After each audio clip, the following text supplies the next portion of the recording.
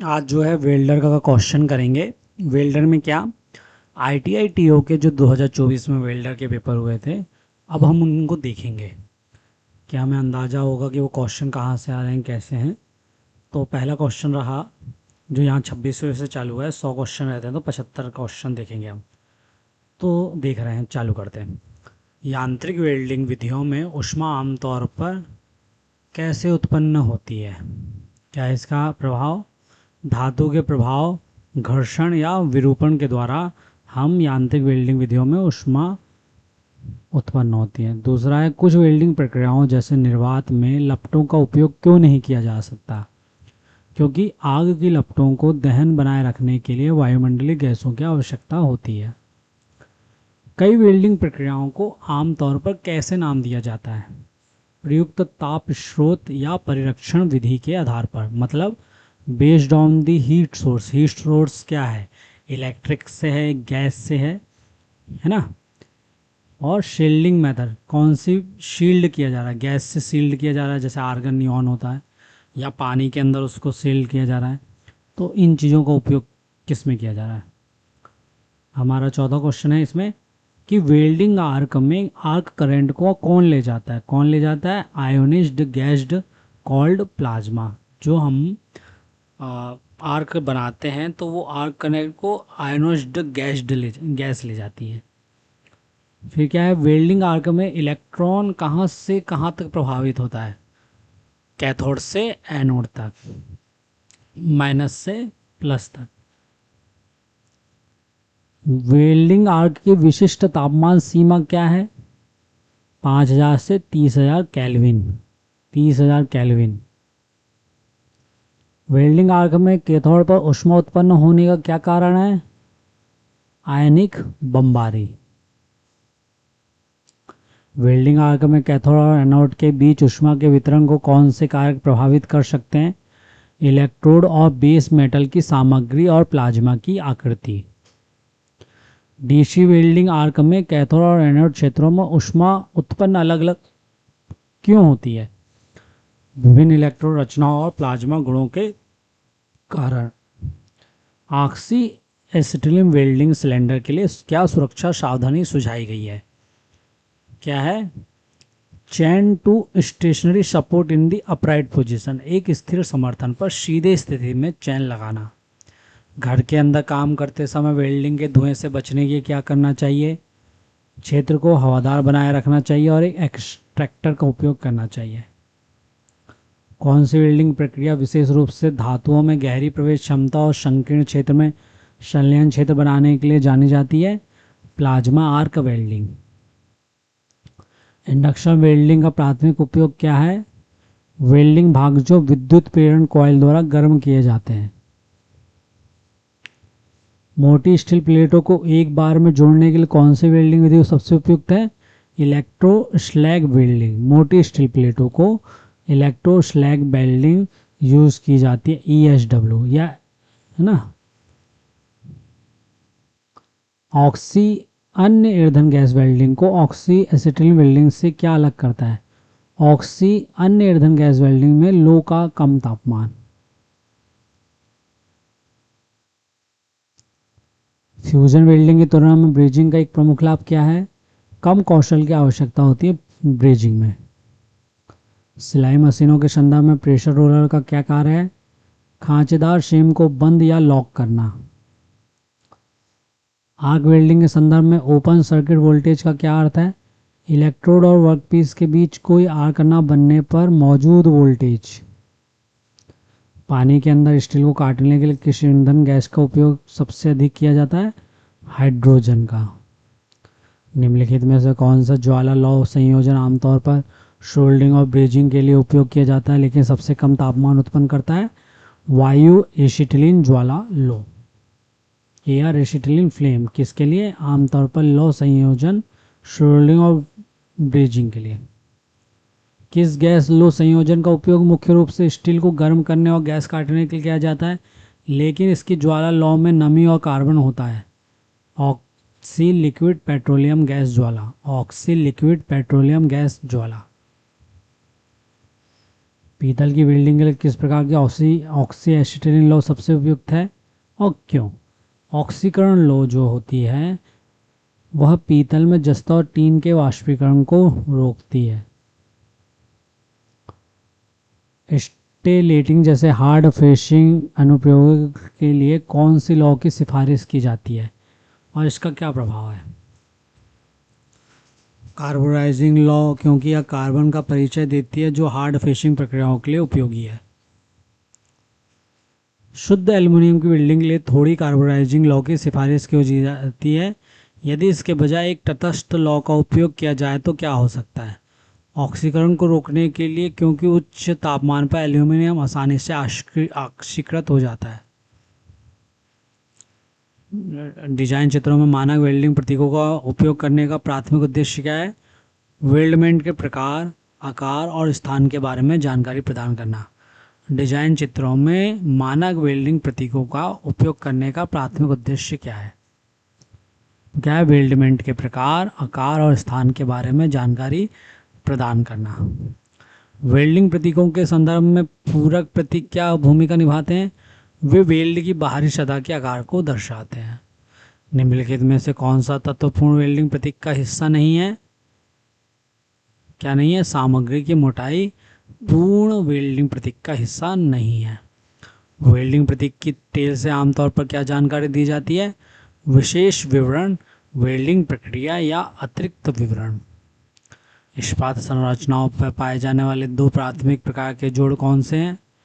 Rivet जोड़ और welded जोड़। रिवेट का नॉमिनल व्यास क्या है? ड्राइविंग के बाद रिवेट छेद का व्यास। The diameter of the shank before driving.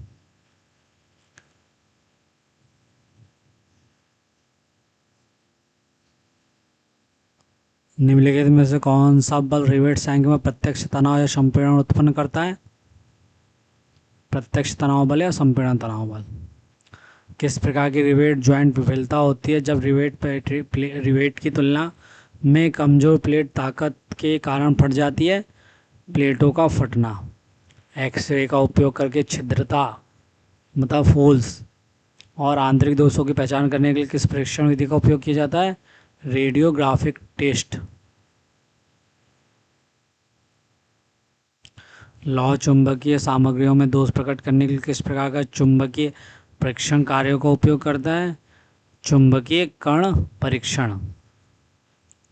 Weld की सुरक्षा सुनिश्चित करने के लिए उच्च दबाव पाइपलाइन उद्योगों में किस वेल्डिंग परीक्षण का उपयोग किए जाने की सबसे अधिक संभावना है? एक्सरे परीक्षण। वेल्ड में दोष प्रकट करने के किस प्रकार के परीक्षण में एसिड का उपयोग किया जाता है? Acid etch test. निर्देशित मोड़ परीक्षण में दृश्यमान दरार का न्यूनतम आयाम क्या है? 3.2 mm। एसिड इंच परीक्षण विशेष रूप से बेस और वेल्ड धातुओं के बीच क्या प्रकट करता है? बेस और वेल्ड धातुओं के बीच की सीमा। चुंबकीय कण परीक्षण के दौरान सतह पर चुंबकीय कणों का जमा होना क्या दर्शाता है? दोषों या विघटनताओं की स्थिति, उपस्थिति। पानी के बजाय तेल का उपयोग करके हाइड्रोलिक परीक्षण करने का क्या फायदा है? तेल लीक की आसान दृश्य पहचान की अनुमति देना। क्या है? तेल लीक की आसान दृश्य पहचान की अनुमति देता है। गर्दन दुखने लगती है ना, इसलिए। गामा किरण परीक्षण का प्राथमिक उपयोग क्या है? वेल्ड में आंतरिक दोषों का निरीक्षण करने के लिए। ठीक है।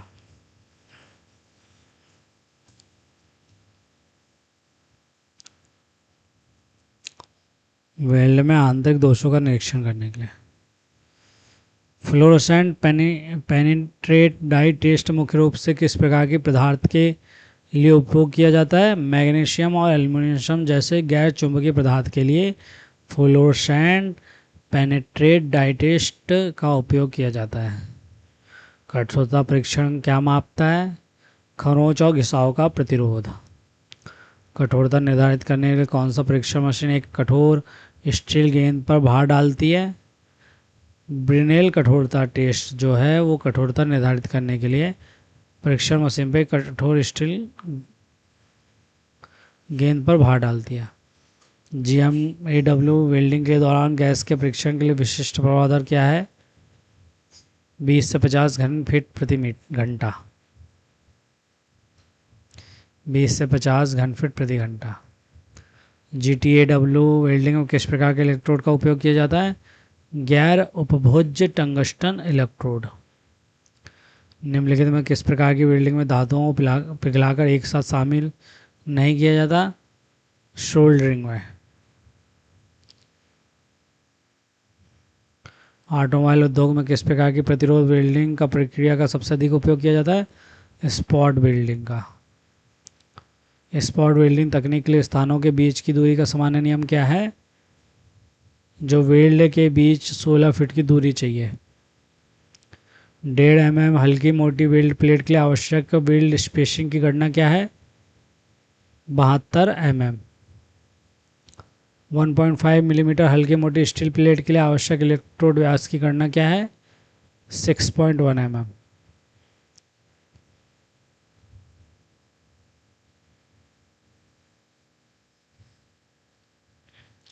वेल्डिंग में धारा घनत्व के लिए निम्नलिखित में कौन सा सही सूत्र है जहां वोल्टेज V बराबर 480 है? J बराबर 192 प्लस VE-1 e की पावर -1।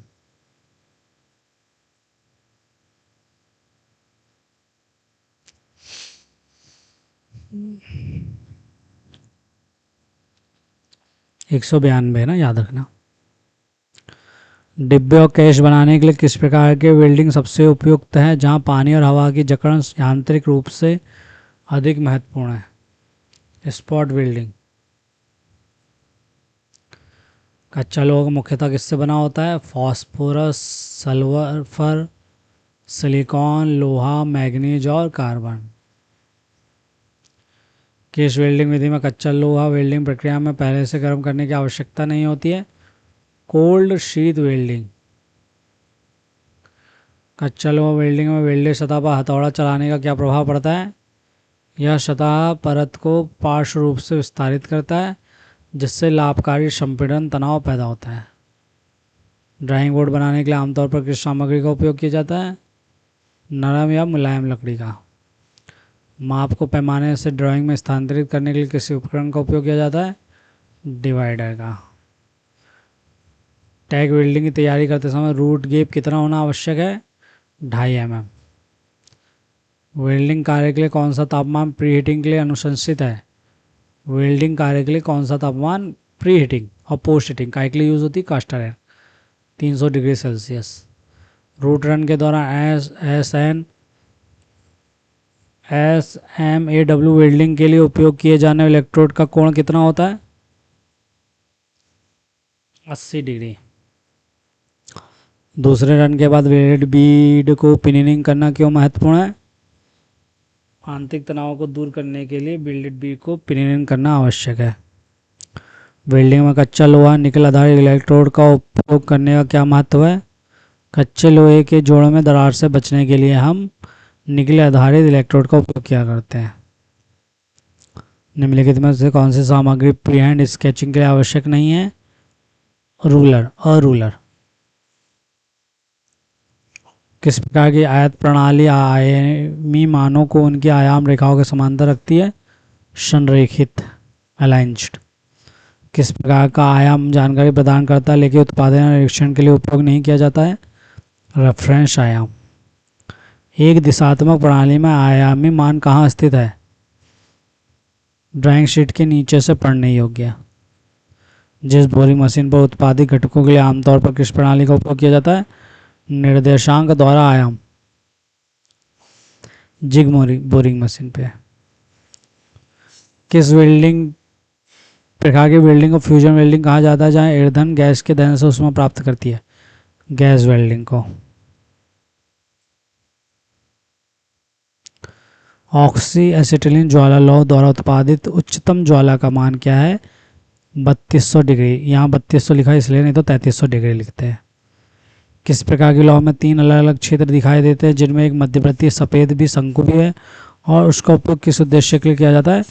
कार्बोनाइजिंग लौह में ऑक्सीजन को कम करने के लिए इसका उपयोग किया जाता है। आर्क वेल्डिंग में वेल्डिंग प्रक्रिया के लिए उपयोग की जाने वाली ऊष्मा का क्या उत्पन्न करता है? वर्कपीस और इलेक्ट्रोड के बीच इलेक्ट्रिक आर्क। निम्नलिखित में कौन सा एक गैर उपभोज्य इलेक्ट्रोड है? Tungsten electrode. आर्क वेल्डिंग में उपभोज्य इलेक्ट्रोड पर कोटिंग का मुख्य उद्देश्य क्या है? वेल्ड पुल को वायुमंडलीय प्रदूषण से बचाने के लिए उपभोज्य इलेक्ट्रोड पर कोटिंग का उपयोग किया जाता है। वेल्डिंग के दौरान आर्क कॉलम में उत्पन्न विशिष्ट तापमान सीमा क्या है? 6000 डिग्री से 7000 डिग्री सेल्सियस। आर्क कॉलम में 6000 डिग्री सेल्सियस से 7000 डिग्री सेल्सियस। रोकते हैं थोड़ी देर, फिर चालू करते हैं। ये वाले क्वेश्चन हो गए। अब अपन करेंगे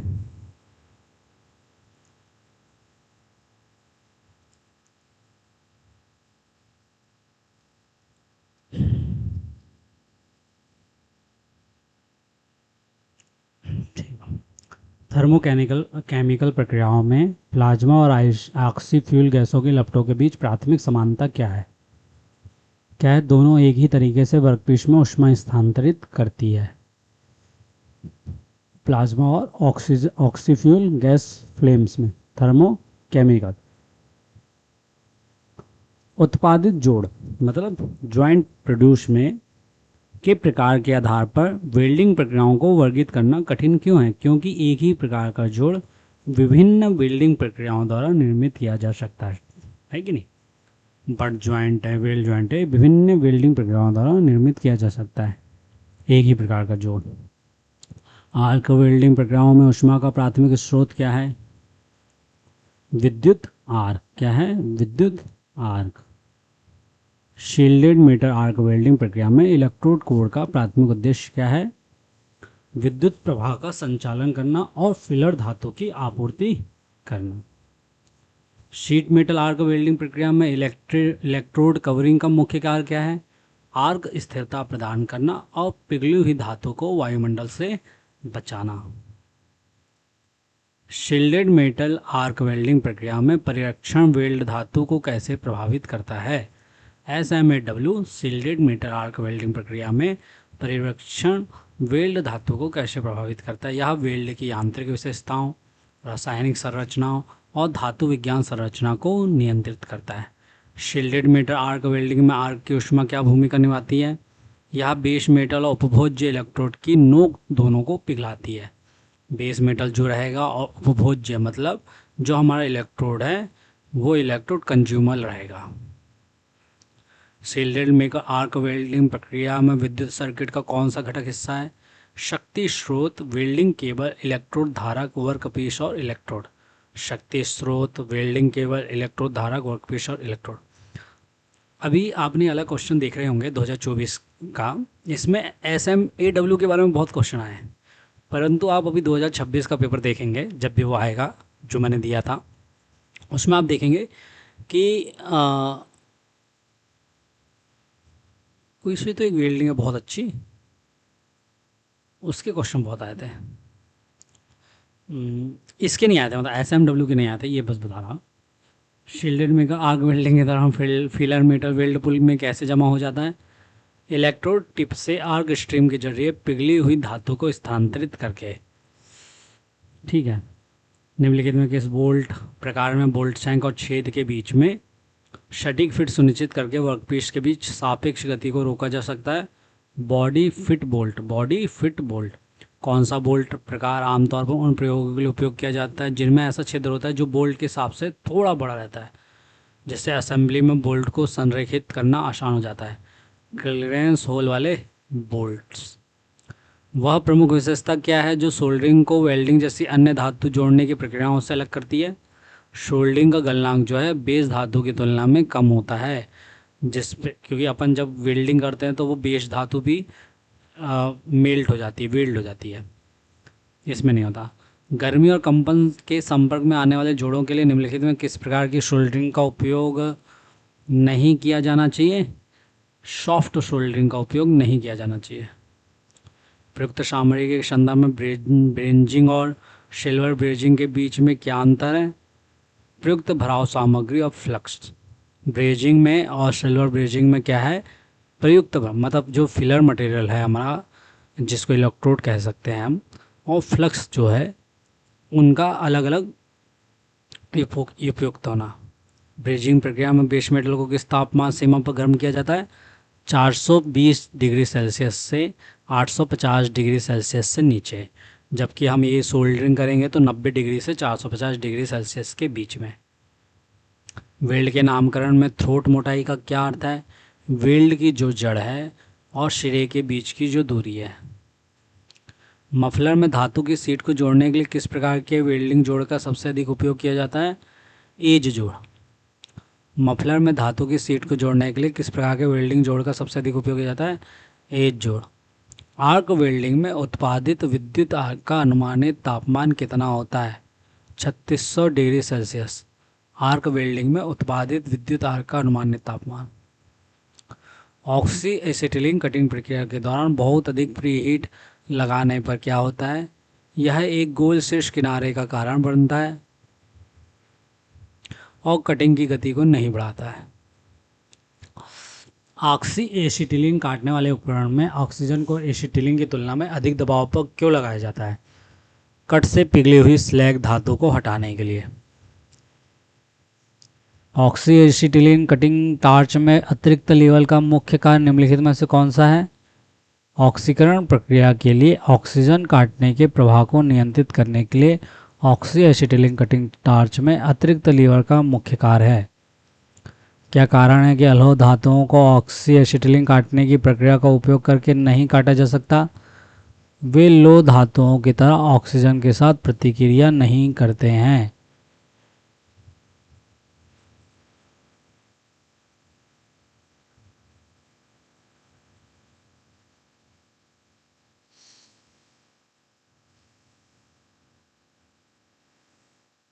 अत्यधिक गति या अपर्याप्त प्रीहीट लपटों के कारण खराब गुणवत्ता वाले वेबल कट की सामान्य उपस्थिति क्या है? कट के साथ शीर्ष गोल शीर्ष किनारा और दरारें।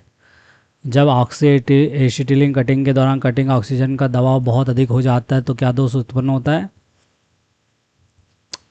कटे हुए चेहरे पर मतलब प्रेशर मार्क्स और gouge from on the cut face पे ये सब चीज़ें उत्पन्न हो जाती है, दरारें और दबाव के निशान।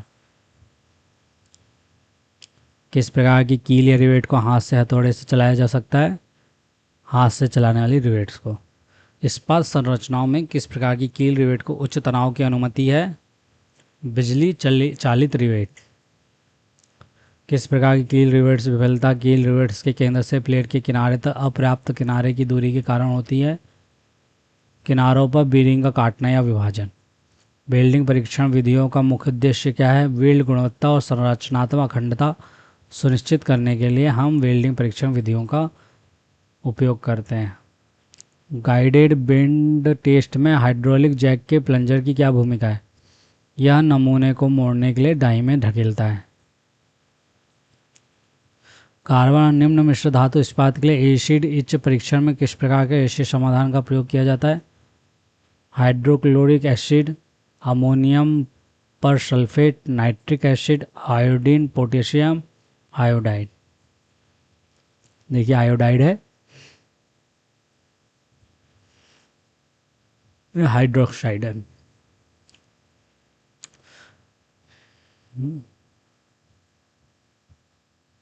वेल्ड धातु की लचीलेपन को मापने के लिए कौन सा परीक्षण किया जाता है? Free bend test. Free bend test पास करने के लिए आवश्यक न्यूनतम प्रतिशत खिंचाव कितना है? 15%। निक ब्रेक टेस्ट में वेल्ड में गैस पॉकेट के लिए अधिकतम स्वीकार्य आयाम क्या है? 1.6 mm। उपयुक्त उपकरण उपलब्ध होने पर निम्नलिखित में से कौन सा परीक्षण अक्सर गाइडेड बैंड परीक्षण द्वारा प्रस्तावित किया जाता है? Free bend test. एक्सरे परीक्षण की तुलना में गामा रे परीक्षण को लंबे समय तक एक्सपोजर समय की आवश्यकता क्यों होती है? गामा किरणें एक्सरे की तुलना में धीमी गति से उत्पन्न होती हैं।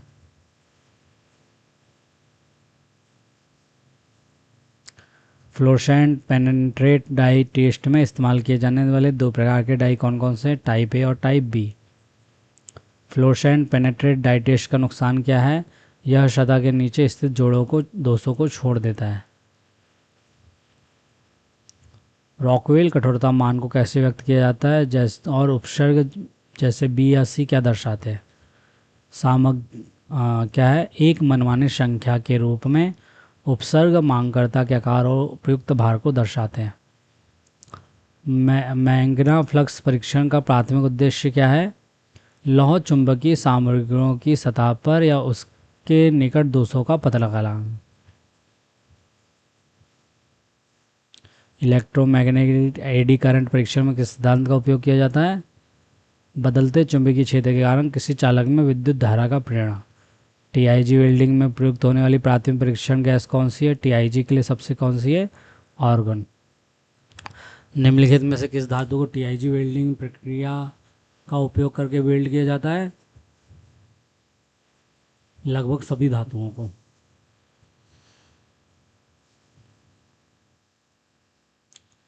टीआईजी वेल्डिंग और एमआईजी वेल्डिंग के बीच मुख्य अंतर क्या है, टीआईजी वेल्डिंग एक गैर उपभोज्य इलेक्ट्रोड का उपयोग करता है, जबकि एमआईजी वेल्डिंग एक उपभोज्य इलेक्ट्रोड का उपयोग करता है। Metal inert gas. TIG welding में विशेष रूप से स्टेनलेस स्टील के लिए ताप इनपुट का नियंत्रण महत्वपूर्ण क्यों है, यह कार्बन अवक्षेपण से बचाता है जो संक्षारण प्रतिरोध को नुकसान पहुंचा सकता है।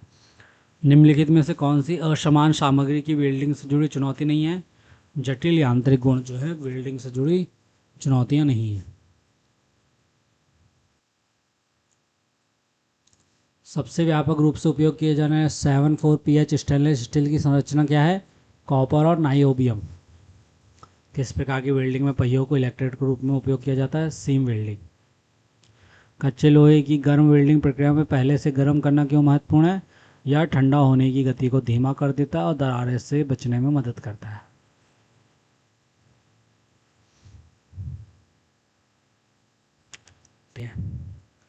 कच्चे लोहे पर मरम्मत वेल्डिंग करते समय चुनौतियों में से क्या है, कच्चा लोहा वेल्डिंग तनाव के तहत भंगुर हो जाता है और तेजी से ठंडा होने पर टूट जाता है। ग्रेफाइटाइजेशन क्षमता बढ़ाने और ऑस्टेनाइड निर्माण को बढ़ाने के लिए कच्चा लोहा वेल्डिंग प्रक्रिया के दौरान अक्सर निम्नलिखित में से कौन सा तत्व जोड़ा जाता है, निकल।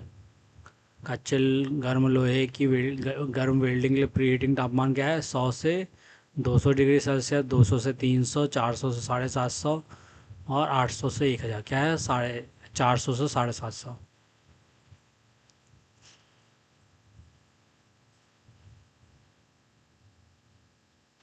यदि कच्चा लोहे की मरम्मत वेल्डिंग प्रक्रिया के दौरान गलत वेल्डिंग सामग्री का उपयोग किया जाता है तो क्या होता है, वेल्ड में दरारें पड़ जाती है और एक सफ़ेद संरचना बन सकती है जिसे वाइट माउट कहा जाता है।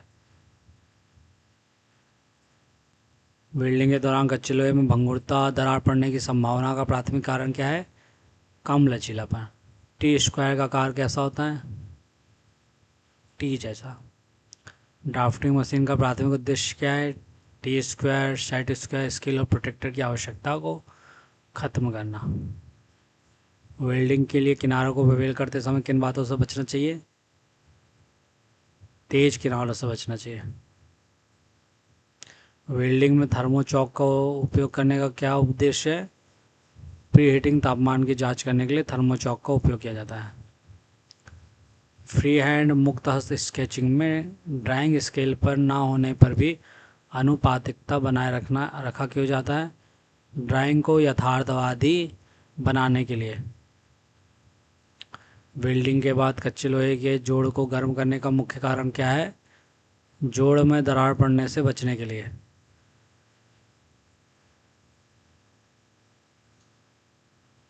आयाम निर्धारण में व्यास को इंगित करने के लिए किस प्रतीक का उपयोग किया जाता है, फाई। घटक के कार्य के लिए आवश्यक आयाम के लिए क्या शब्द है, कार्यात्मक आयाम। गैस वेल्डिंग उपकरणों में एसिटिलीन नली का मानक रंग क्या है, लाल। एसिटिलीन लाल होती है नली। गैस वेल्डिंग में फ्लक्स का क्या कार्य है, अशुद्धियों और ऑक्साइड को हटाने के लिए। धनात्मक या समान दाब वेल्डिंग टॉर्च में एसिटिलीन का विशेष दबाव सीमा क्या है? 7 से 105 किलो न्यूटन प्रति मीटर स्क्वायर। सिलेंडर में संग्रहित एसिटिलीन को एसीटोन में क्यों घोला जाता है? विस्फोटक अपघटन को रोकने के लिए।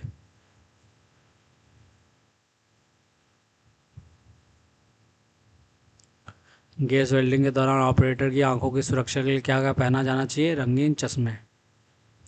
गैस वेल्डिंग में दबाव नियामक का उद्देश्य क्या है? स्रोत दबाव को कम करने और निरंतर दबाव बनाए रखने के लिए दबाव नियामक का उद्देश्य क्या था?